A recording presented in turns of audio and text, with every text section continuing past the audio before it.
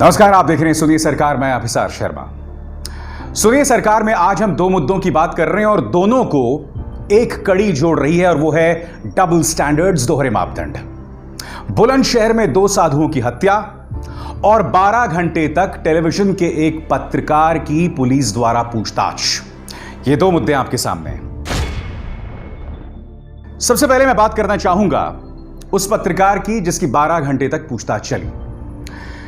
क्या आप जानते हैं, जैसे ही वो पत्रकार पूछताछ के बाद बाहर निकला तो मीडिया का एक बहुत बड़ा धड़ा यह कहने लगा कि आज इस पत्रकार की बारी है, कल तुम्हारी बारी होगी। उन्होंने इसे पुलिस की ज्यादती बताया। वो अपने पाठकों को, अपने दर्शकों को, अपने पढ़ने वालों को यह बताना भूल गए कि दरअसल मुद्दा क्या है। आपके सामने एफआईआर, और मैं आपको बताना चाहूंगा कि एफआईआर में दरअसल लिखा क्या है। एफआईआर में उस पत्रकार के इस दावे का जिक्र किया गया है जो मैं पढ़ के सुनाना चाहूंगा। इटली वाली सोनिया गांधी क्या चुप रहती? कांग्रेस पार्टी और रोम से आई हुई सोनिया गांधी चुप नहीं रहती अगर किसी पादरी की हत्या होती। आज वो चुप है, मन ही मन वो खुश है, क्योंकि साधु संतों को सड़कों पर मारा गया है। जहां पर उसकी सरकार है वो इसका इटली में रिपोर्ट भेजेगी। जहां मैंने एक सरकार बना ली है वहां पर मैंने हिंदू साधु संतों को मरवा दिया है। वहां से उसको वाहवाही मिलेगी। बहुत अच्छा किया सोनिया गांधी, एंटोनियो माइनो। यह पत्रकार यह दावा कर रहा है कि सोनिया गांधी ने ही दरअसल पालघर लिंचिंग्स करवाई हैं। क्या इस पत्रकार के पास इस बहुत बड़े दावे का प्रमाण है? क्योंकि यह बात तो भारतीय जनता पार्टी ने भी नहीं कही ना। और मुद्दा वो नहीं है, इस पत्रकार का एक इतिहास रहा है कि जिन लोगों ने सत्तारूढ़ भारतीय जनता पार्टी से सवाल किए हैं, हर बार उन्हें बदनाम करना, उन्हें टारगेट करना, यह तक कहना कि बताइए दोस्तों ऐसे लोगों के साथ क्या किया जाए, इन्हें क्या चिन्हित ना किया जाए। और आज जो लोग इस झूठ पर इस पत्रकार के पक्ष में खड़े हैं, मैं आपसे कुछ सवाल पूछना चाहता हूं। गौरी लंकेश याद है कि नहीं आपको? इनमें से अधिकतर पत्रकार जो आंसू बहा रहे हैं आज इस पत्रकार की 12 घंटे पुलिस पूछताछ पर, गौरी लंकेश की जब हत्या हुई थी ये लोग खामोश थे। ये पॉकेट साइज दंगाबाज एंकर्स खामोश थे। इनका मुंह, उनकी जुबान कब खुली थी मैं आपको बताता हूं। इनकी जुबान तब खुली थी जब प्रेस क्लब में आयोजित समारोह में मंच पर कन्हैया कुमार आए थे। कन्हैया कुमार जो कि गौरी लंकेश के दोस्त थे। तब जाकर इन्होंने कहा कि यहां पर वामपंथियों का प्रवेश हो गया है, तमाम चीजों की बात होने लग गई। क्या आप जानते हैं कि इस वक्त कश्मीर में unlawful activities prevention act, anti terror law के अंतर्गत कम से कम 3 पत्रकार जेल में हैं। क्या उनके लिए इन लोगों के आंसू बह रहे हैं? नहीं बह रहे हैं। आपके स्क्रीन पर यह सरफूरा जरगर है, प्रेग्नेंट है।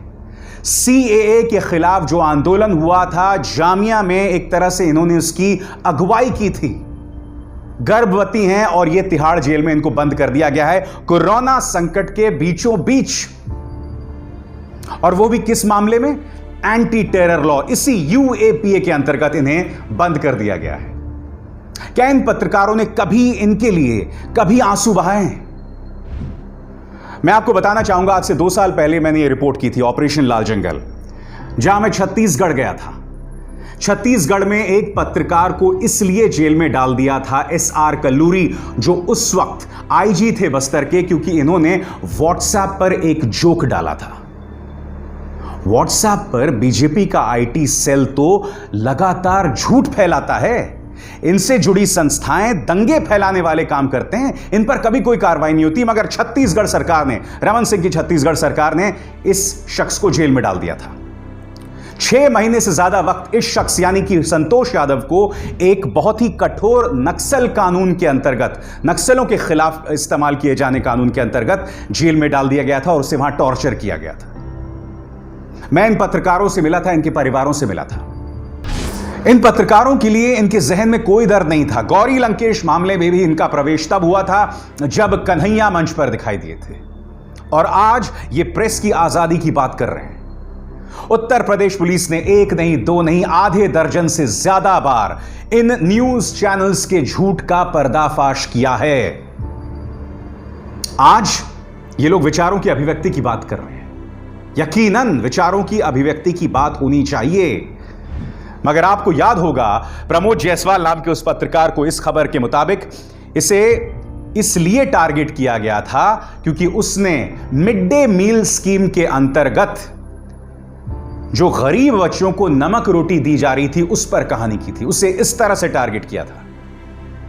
तब इनके जहन में कभी कोई आंसू नहीं आते।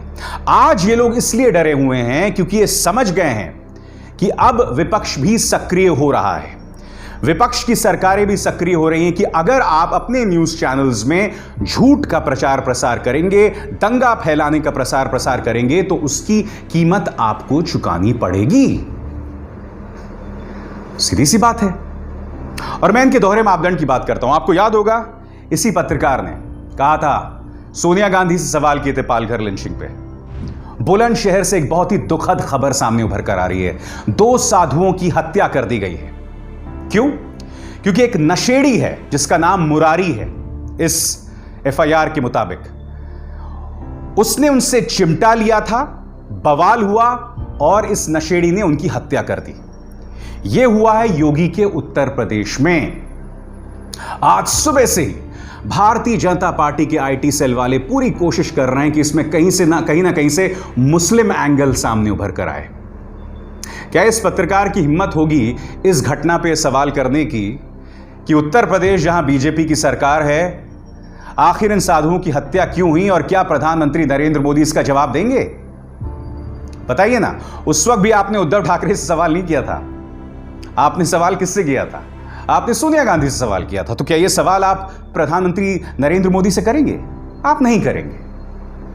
तो मैं जो आपसे सवाल कर रहा हूं कि शुक्र है कि बुलंदशहर में अब ये लोग किसी तरह से इसे कॉमनलाइज करने की कोशिश नहीं करेंगे। क्यों नहीं करेंगे? क्योंकि पहली बात, वहां बीजेपी की सरकार है और जाहिर सी बात है वहां आप कैसे सांप्रदायिकरण करने की कोशिश करेंगे।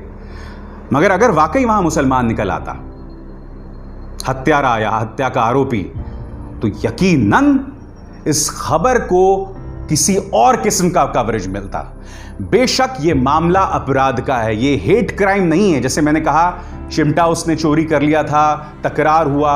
अब यह मुरारी की जगह कोई अफजल भी हो सकता था और उसका अर्थ यह नहीं कि यह हिंदू मुस्लिम का मामला है।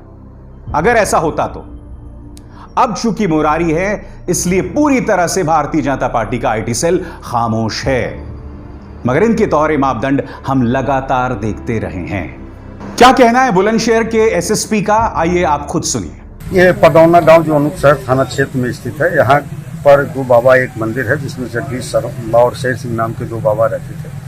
और इसी मंदिर पर भी गांव का ही एक व्यक्ति है जिसका नाम मुरारी उर्फ राजू है, जो आता जाता था, भुनेड़ी है, बहुत ज़्यादा भांग पीने का आदी रहा है।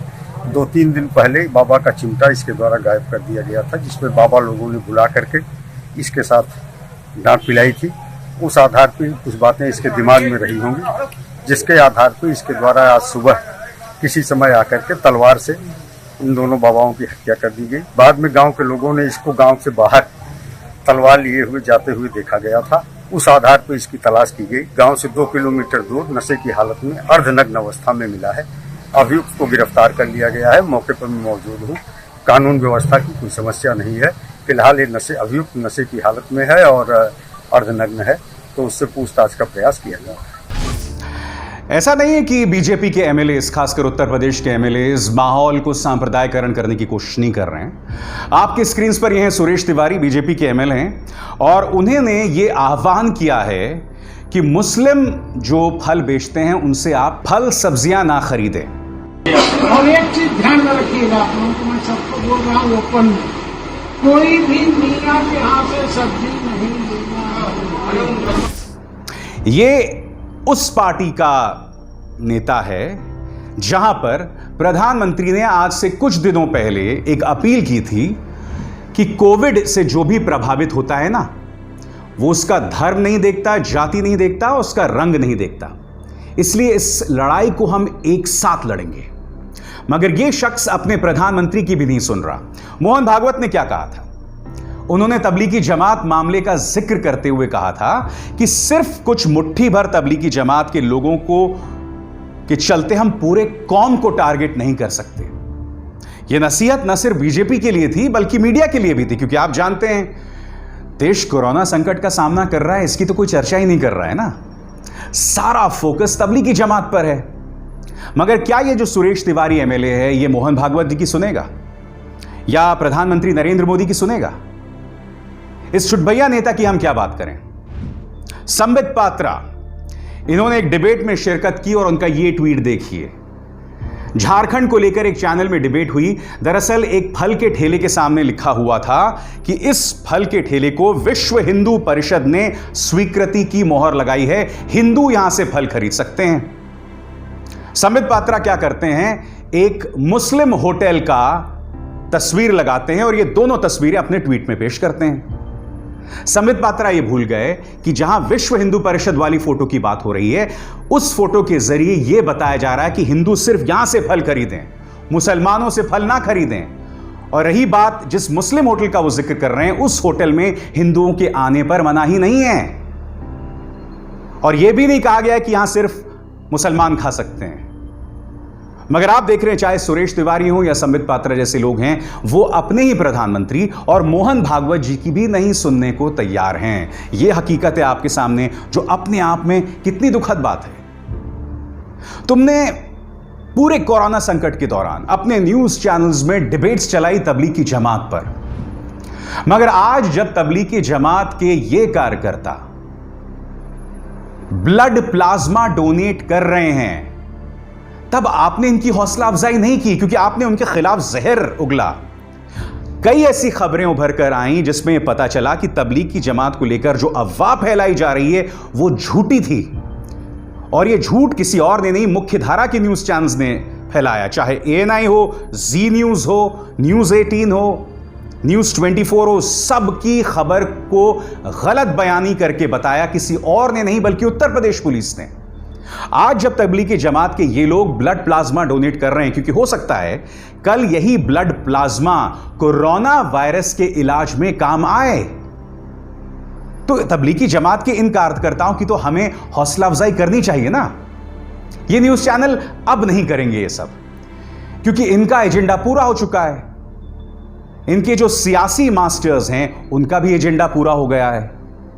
तबलीगी जमात को बदनाम करो, उनके बहाने मुसलमानों को बदनाम करो, हिंदू मुस्लिम कर डालो, मुद्दों की तरफ किसी का ध्यान ही नहीं जा रहा है। बुनियादी मुद्दे कोरोना संकट के अंतर्गत हमें अपनी सरकार से सवाल करना चाहिए, इस मुद्दे की तरफ तो किसी का ध्यान ही नहीं जा रहा है ना। सभी लोग मुसलमानों को गाली देकर खुश हैं। तो आज मैं आपसे सवाल पूछ रहा हूं, क्या जो आपने प्रोपेगेंडा फैलाया आपको यह भी नहीं करना चाहिए था? एक और खबर आपके सामने जो मैं आपको स्क्रीन पे बताना चाहता हूं दोस्तों। यह न्यूज चैनल ये बता रहा है, एक साथ 60 बच्चों के कोरोना पॉजिटिव होने से कानपुर में मचा हड़कंप। ऐसे आए थे संपर्क में। कानपुर के 3 मदरसों में 60 बच्चे कोरोना पॉजिटिव। अब मैं चाहता हूं कि आप इस चिकित्सा अधिकारी, कानपुर के चिकित्सा अधिकारी की बात सुने। वो इस खबर का सीधे तौर पर खंडन कर रहा है, सुनिए। मैं मुख्य चिकित्सा अधिकारी कानपुर नगर बताना चाहता हूं कि मीडिया में कोई एक ऐसी खबर चल रही है कि 53 बच्चे पॉजिटिव आए मदरसे में, तो उस संबंध में क्लियर करना चाहूंगा। आज कोई भी मदरसा से बच्चा पॉजिटिव नहीं है। पूल में जो कुल बच्चे निकले होंगे शायद उनको जोड़ करके ये खबर चल रही, जो कि पुराने ही बच्चे हैं। एक साथ इतने सारे पॉजिटिव हुए, इससे बवाल मचता है। आप एक गलत किस्म की जानकारी दे रहे हैं। मुद्दा यह नहीं था। पिछले 1-2 हफ्ते में मामले धीरे धीरे करके बढ़ते हुए आ रहे थे, मगर मैं कुछ और कह रहा हूं। जैसे ही ये लोग मदरसा देखते हैं, तमाम न्यूज चैनल्स कूद पड़ते हैं। मेरा प्रश्न आपसे है कि आप थोड़ा थम कर, रुक कर खबर की पड़ताल क्यों नहीं कर सकते हैं? एक बड़े न्यूज चैनल ने मदरसों पर स्टिंग ऑपरेशन कर डाला कि देखिए किस तरह से इतनी बड़ी तादाद में बच्चे वहां फंसे हुए हैं। न्यूज लॉन्ड्री ने बाद में दिल्ली पुलिस से बात की और यह रिपोर्ट जो आपकी स्क्रीन पर है बनाई।